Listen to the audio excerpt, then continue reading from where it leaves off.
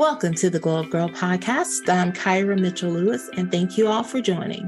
Hope everyone is having a good week. We are now into the month of April.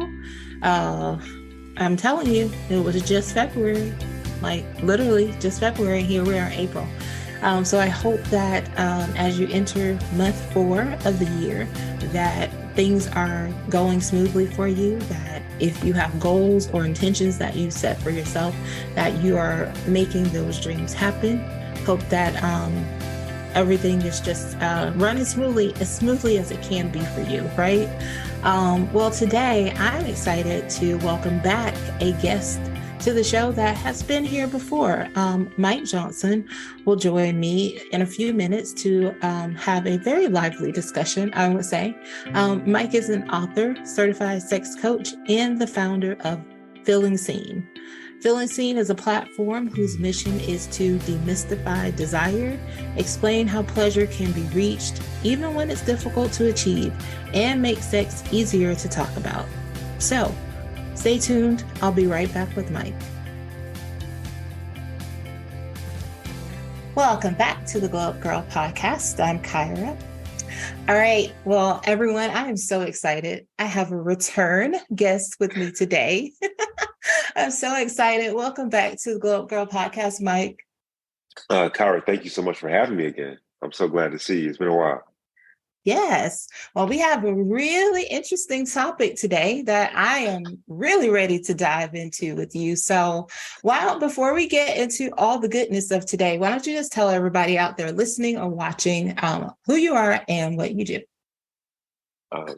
Well, my name is Mike Johnson, as you said. I am a certified sex coach, and I'm going to school to become a board certified sexologist and clinical sexologist, and authentic tantra practitioner and natural healing practitioner. Awesome. Wow. You are going to be loaded after that. You'll get people hitting you up for advice, like in all areas. So let's talk about your new platform, Feeling Seen. So tell us a little bit about it and why did you start it? Thank you so much for just even bringing it up. I personally feel that as I'm going down this field and becoming more educated in this field, I feel that this healing, this medicine, should be accessible to all, and that's why our mission is to redefine wellness by adding sexual to the definition, because the definition of wellness right now does not encompass sexual; it only encompasses physical and mental. Mm-hmm. And I know also with that there's a lot of stigmas and traumas, and people like to be anonymous when we have these conversations. And so I was like, how can we make this accessible for all while at the same time still allowing some form of animosity or being anonymous, and also making it accessible from a financial standpoint, which it's free. And that's where Feeling Seen was created. That's where the newsletter format came in, where people can ask questions. And my team and we have an interdisciplinary way and approach of responding to people's questions. And so, because I have a really intelligent team behind me, and there's all different types of ways to respond to someone based upon their culture, their environment, so many different things. Like it's 5 things specifically. And yeah, I just felt that people should be able to ask questions and get the expert advice, opinion, thought back to them for free. Yes. And I'm so glad that you said that, because I do think when people think about health and wellness, that it is just really, for a really long time, it was just physical. Yeah. And then as of late, it's become mental and physical. And there is something about like your sexual health that, like you said, feels so taboo for a lot of people, whether that is like due to trauma, due to how you were raised in the culture you grew up in, where people just feel like, I can't say that. Can I ask this question? So I think, are those some of the reasons with people that you all have gotten questions from, that people still feel uncomfortable talking about these subjects? a lot of the questions that we get at feelingseen.com is a lot of the people are uncomfortable to bring it up to their friends, or also they just want a real answer, like an expert answer from someone. And they know that they can get that in this platform. But then the cool thing about it also, the reason why we created it as well is because sometimes, like for me personally, the only reason I go on Facebook is to be like, okay, who's pregnant, who's married? Let me see what they look like. And like, that's kind of the aspect that we have with Feeling Seen as well, in the sense of you don't even have to ask a question. You can just subscribe, get the newsletters every week, and see what everyone else is talking about. So that therefore you and your girlfriends, or if you're in a relationship or you're and your homies, can go and have a conversation about that later. So it may spark a conversation within you. And that's the other aspect that we do with Feeling Seen. So we have, when people sign up, they'll get like a yes, no, maybe sexual checklist. It's 66 questions on there that I've done it with some people, and it's really fun. It's conversation starters. And so that's the other aspect of it. So even if you don't have a question, you can just subscribe to it, check it out. I'm like, oh, wow. I didn't even know this was going on in my life, or my friend is dealing with this, And so it's really good for those aspects. Yeah. And it also feels like it fosters community. Yeah, that's thank you. You make me smile. That's what we're trying to do. We're a part of therapy is community, right? A part of therapy is, there's four pillars to happiness. And one of those pillars is connection, and connection with other people, connection with like-minded individuals. And so once we build out that portion of it, it will really be robust in the community aspect of it. Yeah, I think that is really so key, because as you mentioned with therapy, I mean, there's nothing better than when you're, going through therapy and you meet other people who are going through that same journey, and you're able to just have like discussions about it. Just like, oh, what do you, like, what was your experience like? Telling someone about it and just having another person that is in that. Because when you go to any type of like therapy, healing, I mean, you change, you should evolve, obviously. And I love that there's a platform for people for sex, to talk sex and intimacy, so that you can evolve in that area. Because I think a lot of times people just get, stuck. Right. We do. It's funny you mentioned stuck, because earlier you had said trauma, and there's two things I wanted to say about that. One is that our traumas get stuck inside of our body. Oftentimes we say our issues are within our tissues. And then two, the word trauma itself, right? A lot of us don't feel that we have any trauma whatsoever. Men, for example, we always hear like, I want my man to be more, open to me, more vulnerable, and all these things, right? But then when certain people hear the word trauma, they're like, that doesn't affect me, right? And something that's fascinating to me personally is that Western men that have been circumcised, we literally have trauma just from that one individual thing, from circumcision, right?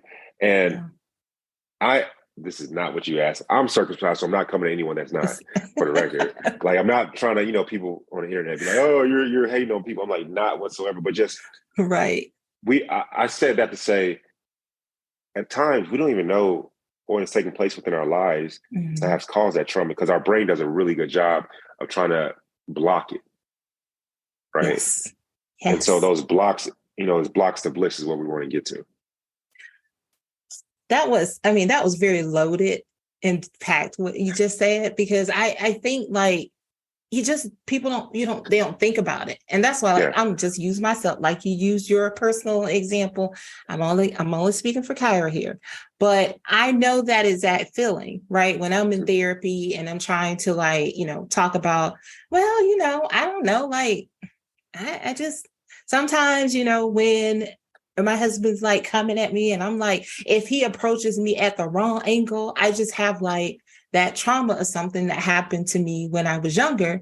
And so it catches me off guard. I'm like ready, like, I go into defense.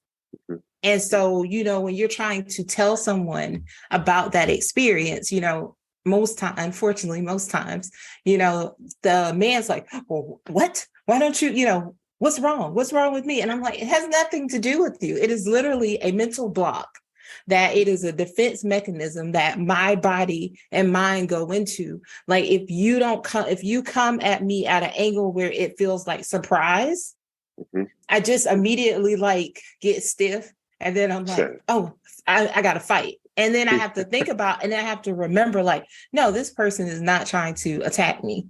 This person is like, this person loves me. And it's through going through therapy and getting help, and talking through those things that I'm able to, like, I still have, it's a journey. No, for it's not sure. over. Life is a journey, in and of itself. Like, it's like, we as we continue to age, we're still in it. Like, we're still going through it, trying to become better.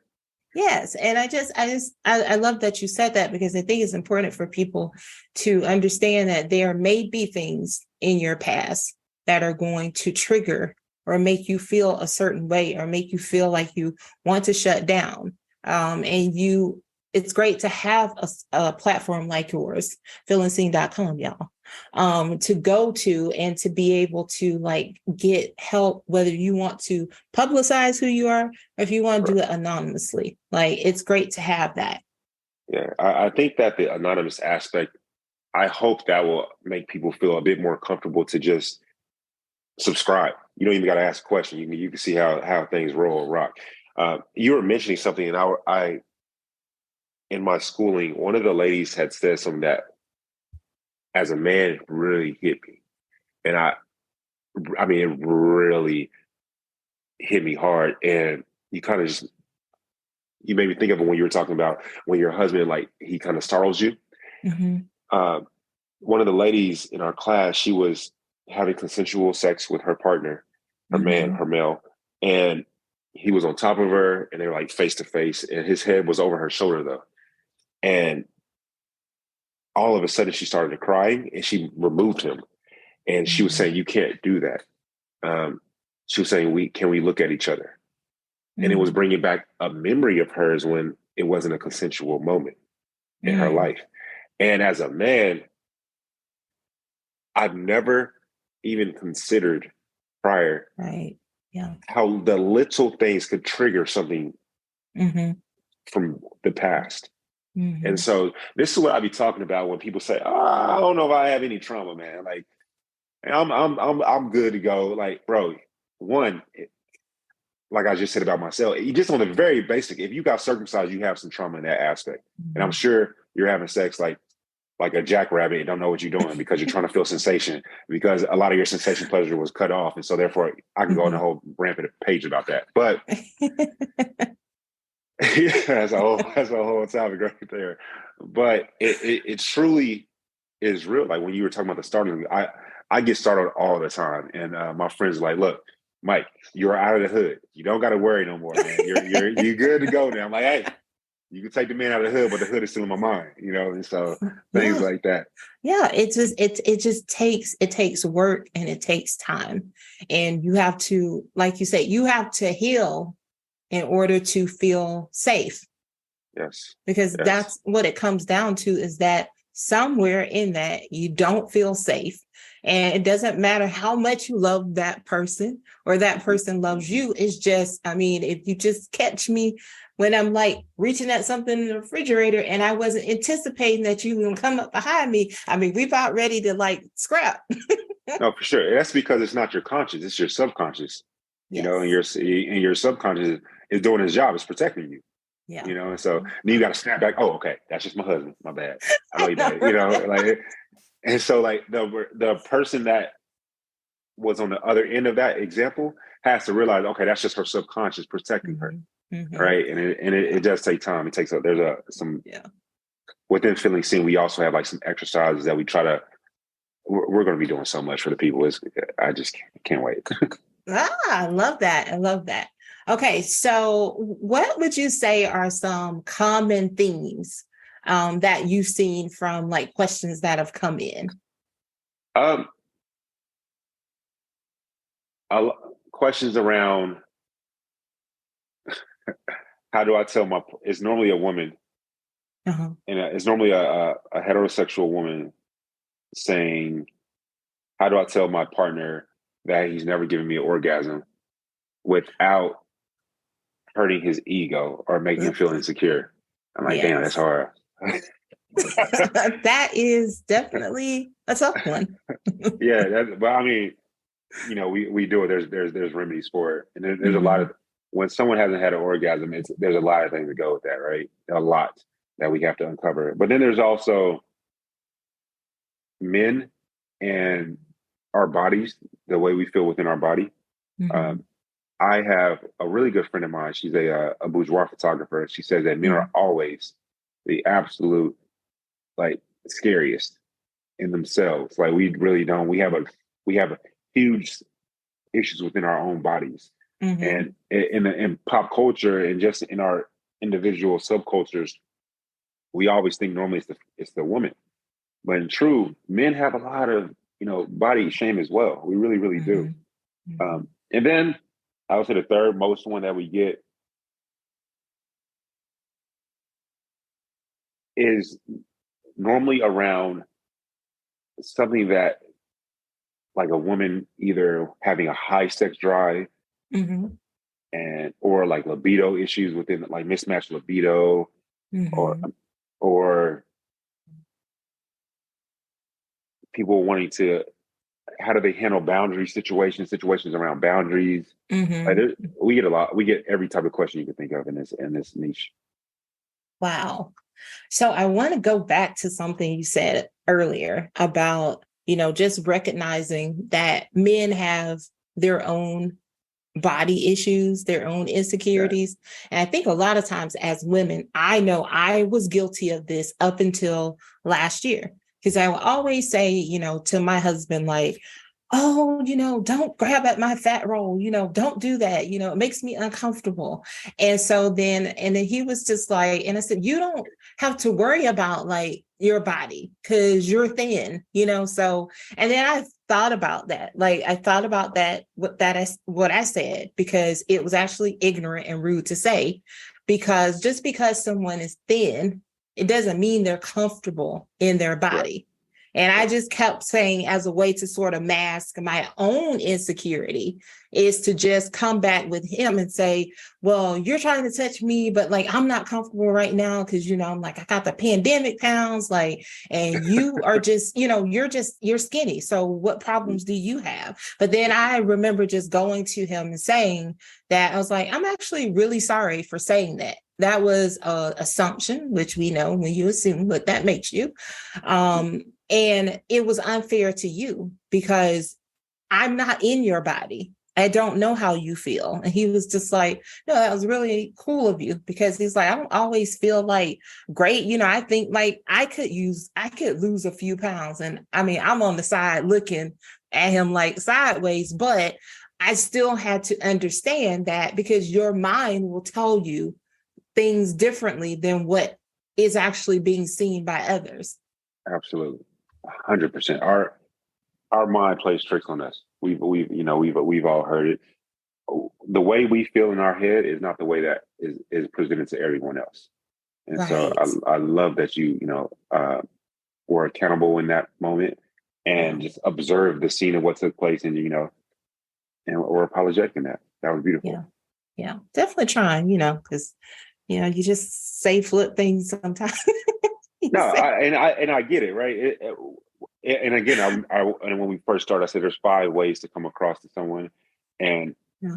based upon our environment, or like I could talk about it, one of my skinny homeboys, and not think that, but like he's like, well, you have a few muscles, or you're 6'4", 6'5", and like Right. there's so many different things that we look about that we think Yeah. about. Guys want to be taller, girls probably want to be curvy. Yeah. Like there's always something that we want, Mm-hmm. something that we're Yeah. desiring. And Yeah. so I'm glad you said that. That was really Yeah. kind of And you. and taller when you're short. So like I Yeah. definitely desire to be taller. It's like just stretch me out, Lord. You could have just stretched me out a little bit, then I wouldn't have to work out so hard. So I'm uh, I'm I'm I'm glad you said Lord right there, because we've had this is the why I love my platform that we've created, because we're all about sex positivity, and mhm. we are literally proving to people that hey, you might have some some things that you might want to work on. For example, one of the people asked a question around, "Hey, I'm in a Christian relationship, and we this individual, it's a guy, him and his fiance are choosing not to have sex until they're married, and but they both had sex prior, and they're born again virgins, and so they have questions around that, right? Around insecurities in that. But then the following week, we had a question on a couple that are into swinging, and they don't know how to have a conversation with their family and or friends, and like the PTA at school. And so, wow, you would think that both of these wouldn't be in the same platform, in the same place, but we're all about abolishing shame. We're all about judgments within people, and so a lot of judgments are within the church. And I grew up in the church. I have God's son tatted on me. I'm a Christian myself, and I go to Bible study. But like a lot of purity culture, for example, a lot of issues come from that and religion, and we have to break those things down. A lot of people in the church don't know where to go to or who to go to. They just did a recent study. This is staggering. What I'm about to tell you, staggering.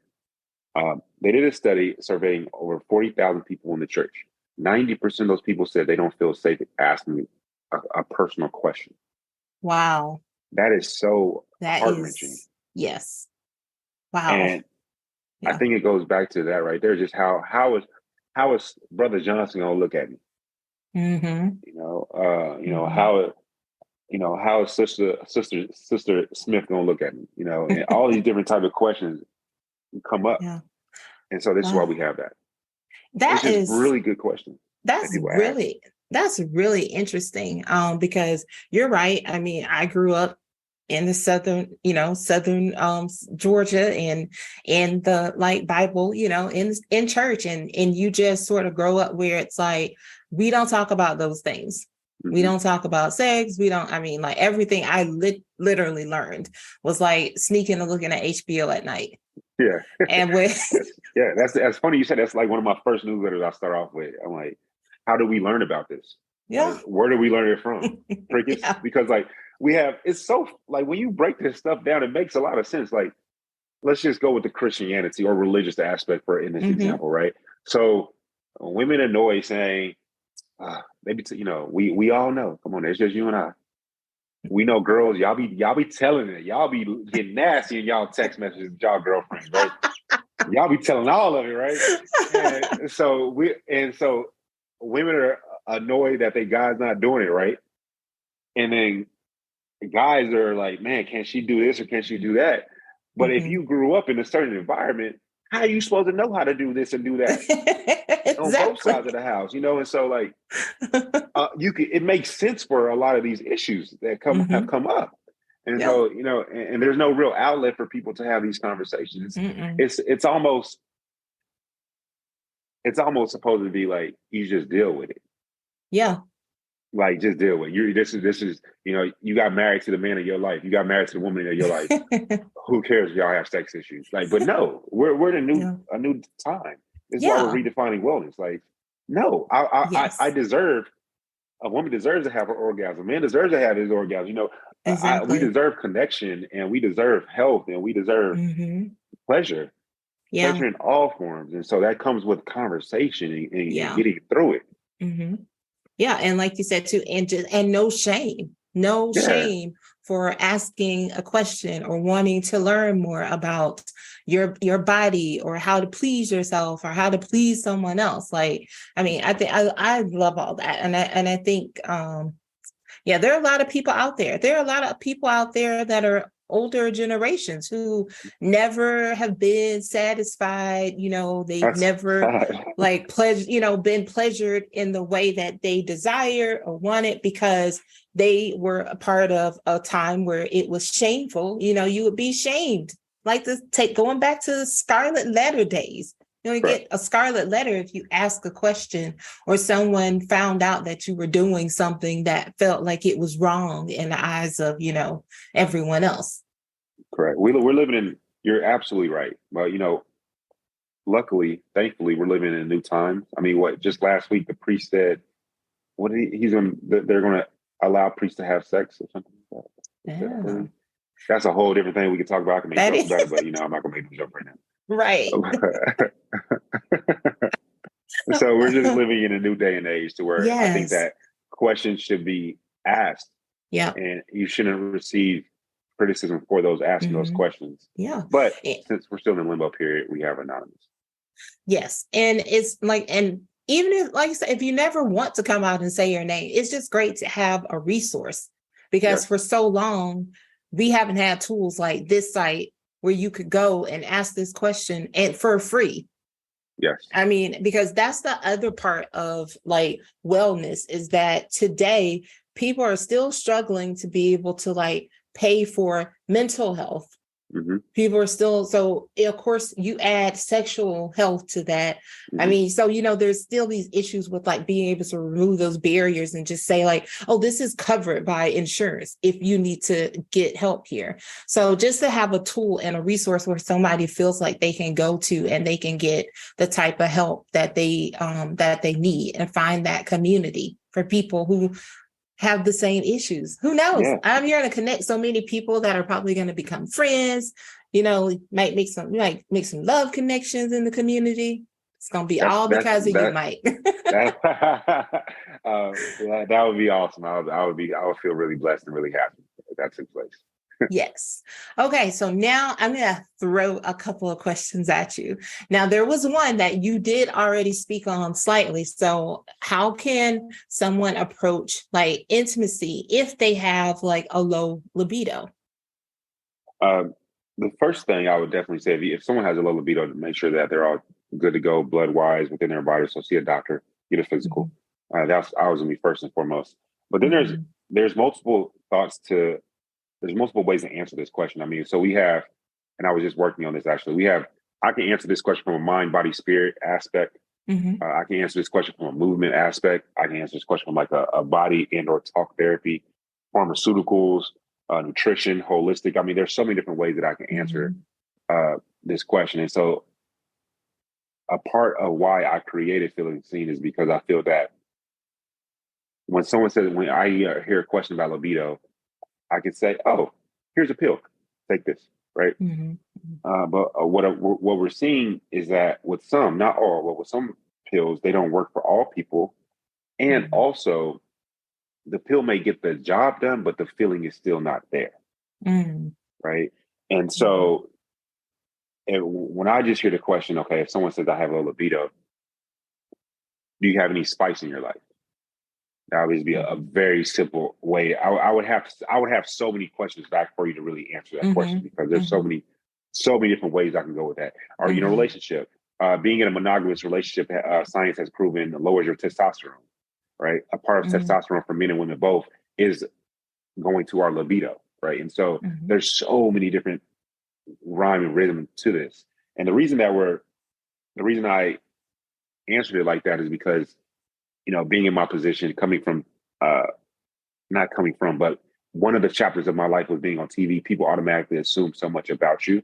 And I have let it get to me being transparent. And so therefore I have so much knowledge and so many experts in the field behind me that I can't just answer that question without having more information. That's fair. But I think you did a really good job of summarizing the ways that you could. So if someone's out there listening, you're watching and you're thinking, I mean, they could submit and go into more detail on feelingseen.com, y'all. We love when people tell a story. Like, hey, I have low libido issues. Me and my partner have been together for 7 years. Whatever the case may be, we might try somatic healing. Because they could be an individual that's like in perfect shape. They're doing all the things right, and so therefore it might just be like something like healing developmental trauma, right? It might be something like, is there some nonviolent communication that we need to work on with you and your partner? There's so many different ways to get to that answer. Okay. Spice it up, go to the mall, go to the dressing room, do all kind of things. Yes. Y'all hear that? Okay. What's the best way? Speaking of the dressing room, what is the best way to share a fantasy with your partner? I think one of the best ways to share a fantasy with your partner is to, one, I hate to plug myself, but one, we have really fantastic exercises that you do with your partner that literally incite conversation. And so that is one of the best. So if you've been wanting to tell your partner, hey, I want to go to the mall dressing room, right? But you feel uncomfortable saying that because of the way they may come across, what they may say back to you. Right. If you're answering these questions with your partner, it's a beautiful avenue for it to come out. Yes. And so now, because it's not necessarily what we say, it's how we say it, but then when we say it as well. That's what we don't hear. When do we say it when it comes to something like this, when you're the type of relationship that one may be in? And so having a safe environment, safe space with your partner, not just saying like obviously at the dinner table with your mama or something. That's just like, what are you doing? You know, like, come on. Yeah, so, not when they are about to go to sleep at night, you know, like as when they're like snoring. Hey, I really want to go to the mall and have, you know. Correct. Yeah. I think one of the best things to do for that is just to play a game. Let it be known that, hey, I want to answer. There's like these questions that you can ask, like 36 questions to know if you're going to fall in love with this person, right? Playing games like that, we have someone feeling seen is the very first thing is the discovery checklist that will incite those questions that people can ask those questions. If I may, one thing that you didn't ask, but a fantastic way to have a difficult conversation. I love telling people to do it in nature, to go outside, go on a hike, and do it there. One, there's nothing I'm gonna be able to throw at nobody. So if you're in a crazy relationship, ain't no plates being thrown at nobody, right? I'm joking, but not at the exact same time. Two, you're just in the beautiful sunlight. You don't have to make eye contact with that person. And so for that, I can be more granular and specific. But when it comes to some fantasies, aftercare, that's a beautiful time to say it. Aftercare, you know, after you have sex, you should definitely be men, hold your partner after sex. Like beat her. You know, I mean, like if she want to go to the bathroom, let her go to the bathroom, but like hold your partner and beat her, you know, in that space, in that time, cultivate presence in that time. Aftercare is a beautiful time to say a fantasy that you would like to try. I like that. I like that. That's good. That's really good. Okay.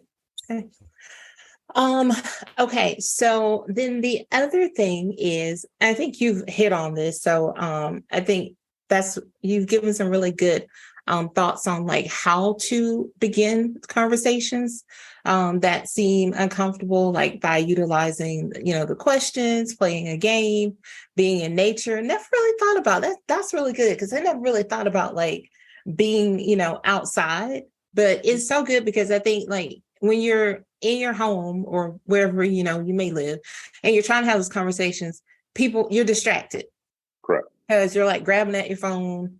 And, you know, like I know I was, you know, but I think I finally got it last year with my husband to like, you know, I kind of, you know, just pay attention to your person and like how they move. And I was just like, okay, coming home from work right after work is not a good time to have this conversation. Or like, you know, when he's still like working, like, you know, sitting, even though we're sitting down watching TV, but I found like Sunday afternoons is a great time to have conversations with my husband. See, that work. I'm glad what you just said was know your person, because Sunday afternoons for me is football season. If it's during football season, right? So, now it is football season because like we both watch it. but it's like, you know, when it's like calm down, but even then, because I'm the bigger sports fan in the house. Okay. So if I need to have a real conversation, I can still do it on Sunday. You know, I just have to kind of take the like, okay, I'm gonna just take a moment, especially if there's something I really want to say. But I just, no matter what time or when it is, people, it's just like you said, knowing your person and sort of understanding like their boundaries, because like for me, I wake up talking. I mean, I get up at 5:40 and I'm trying to tell my husband about what I dreamed about. Well, let me tell you what happened to my dream. My husband is asleep. He is not. He's like, can we please? Yeah, he's like, I don't have to get up till 10. I mean, what are you talking about here? But I eventually got to a place to where I was like, you know what? I'm not going to do that because neither one of us win when I just wake up talking like that. So, Kyra, girl, ease yourself. Go in there and tell yourself about the dream. You gotta do it sometime. There you go. You gotta do I it either sometime. tell myself about the dream or I come downstairs and I write down like the bullets so I don't forget, so that I can tell him like later when he is in a place to receive it. Because if a person is not in a place to receive what you have to say to them, then you're just going to be talking, then you're going to be mad because they're not listening, or they're going to tell you, no, thank you. They tell you, no, thank you. And then you're going to be mad. So completely correct. One little trick that I like to tell people to do is in having a conversation that you want your partner to do something, or it's a hard conversation, is to almost sympathize and not rationalize. And so what I mean by that is, instead of saying, for example, let's say I'm looking at my kitchen. Let's say I had dirty dishes out, and let's say I had a wife, and I'm like, babe, you didn't wash the dishes. I'm rationalizing. I need to observe, right? Observe what's going on. Let's say, if a daughter, is her kids running around, is she on the phone? Like, did she have a bad day at work? There's so many things that could have taken place, right? Yes. And so first, sympathize. Say, hey, babe, this is one for the record, because on the internet, people don't know your heart, so therefore they can think all kind of things. One, this is just an example. If the dishes are dirty, I will wash my own dishes. I'm not that type of guy. But in this example, I could say something like, for sympathizing, hey, babe, I know you had a crazy difficult day at work, or did you have a crazy difficult day at work? Ask those questions. And then another tool is to almost get them something that would help with what you're desiring. So, for example, if my partner, she's getting mad at me for always throwing my dirty clothes on the floor, maybe if there was a hamper, it could be like, babe, I noticed you put your clothes there. Do you think we could put the hamper over here? Would that help? And that's a wonderful way. And then a person going to pick up on it. They're going to see what you're doing, but they can't be mad at you for doing it because it was so kind the way you did it, the way you come across. Yeah. So that's another just tool. Trying to help you. Yeah. Yeah. And, I'm so glad. I love that you said that, because I think too, like for me, like I work full-time remotely now. And so that has been there. My husband goes out, and I know like sometimes, when he comes home, he's like, oh, wow, like you're still sitting there in the same place. And, but then like after I shot him like a couple of looks, and I was, and also had a conversation about like, it's just as mentally draining to sit and work remotely, because you have to work a little bit harder at connection with people. You are on Zoom calls all day where you're like smiling on camera. It just takes it's a different set of skills that you have to utilize when you're working remote versus being in person in office with people. And so then I think like he got that, because at first I think he thought like, I'm just around here like with my dog Max, and we just sitting on the sofa, like I'm chilling. I'm like, no, like I'm sitting in the office. And I work in my office all day because I don't like to mix. I don't like to take it outside and, in my home space. And so then I think once we got to a place there where he understood that, so he doesn't come in with that anymore. He comes in, it's like, oh, how's it going? Are you still working? I'm like, yep, just wrapping up. Yeah. See, that's such a better way to come in. That's a better way to come in. Yeah. Okay. Don't come in hot, because you will not like what you get back. Exactly. I'm glad. I'm happy for y'all. So, Mike, you mentioned the 5 steps. 5 steps to better sex. Yeah.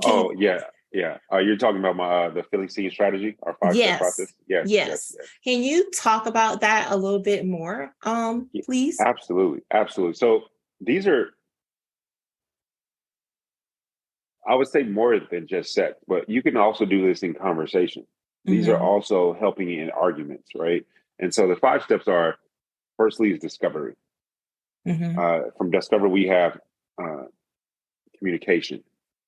From communication, we have consent. From consent, we have engage. From engage, we have reflection, right? And so in the sex aspect, the first step is discovery. What do I like?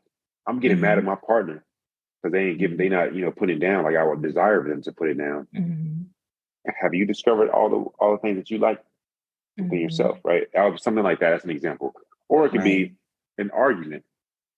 First step, discovery. Let me discover, is there anything going on before I just unplode, right? So that's what we talk about, discovery. And then if you don't know, it's in this order as well, because if you don't know what you don't know, which a lot of people, that happens, then you go back, you take a step back, and then you go back, you reverse it, and then you go into reflection.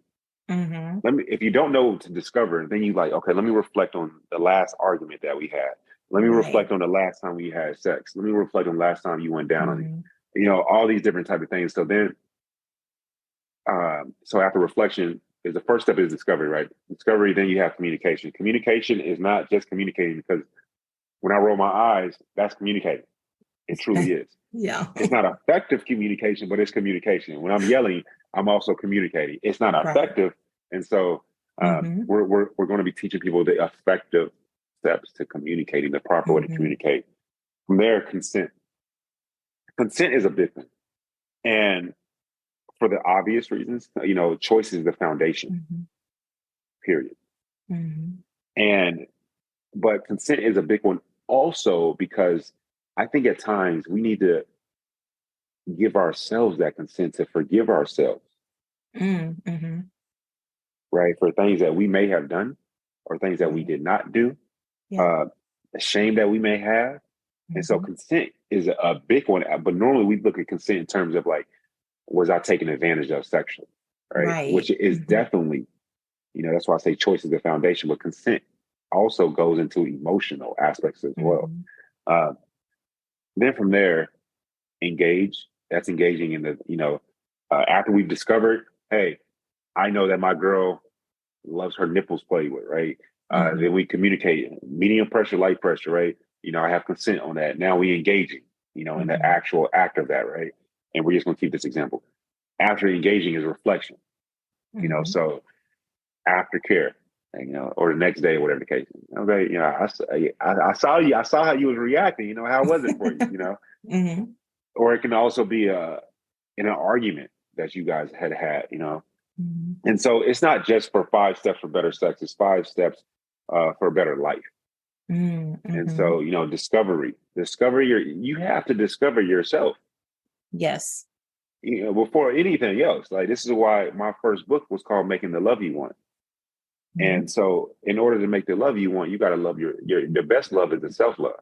And so you have to discover yourself first. It's sexual, but then it's also non-sexual as well. Right. And like I said, it can go backwards or forward. So for example, if in the engaged aspect, when let's just take non-sexual aspect, let's say we're having a conversation of how you like to be talked to when something you did was necessary. Let's say your person didn't like the way you did it, and they're engaging in it. You can be like, let's go 2 steps back, babe. Remember when we were communicating? And I said this. I didn't say that. I said this. Right. We discovered I don't like when you raise your voice in me.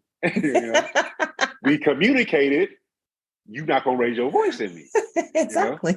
Yes. And now we're engaging. I messed up again, but now do you not remember?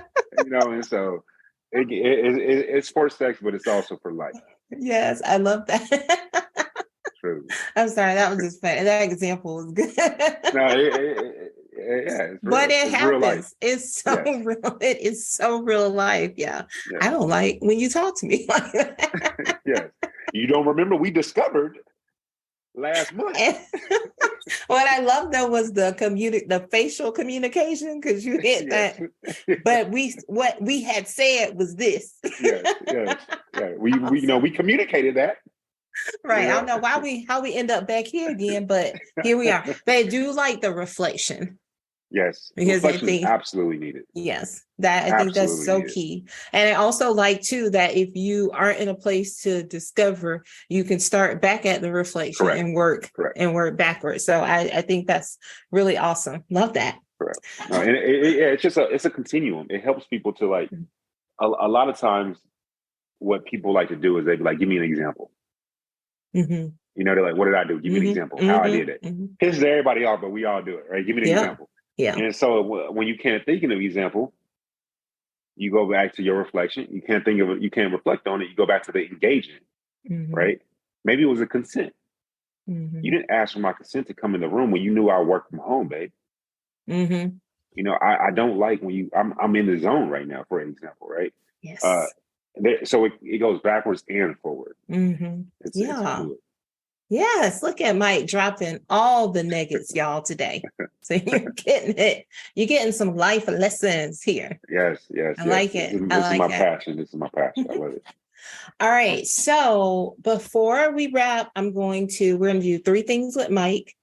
Ask you 3 questions. One's a 2-parter. I love that. I love when I say I'm gonna ask you 3 questions, but the first one is 2 questions in one. Fair enough. How do you start and end the day? So I can say the answer that I want and the answer that it is. So let's tell you the answer that it is. I end the day. I'm dating. I have a girlfriend. So I normally like to end the day by holding her. That's how I end my day. I start my day. I love to like put on some music, like some Tim's, and start cooking and just making some breakfast. I love that. Nice. I like it.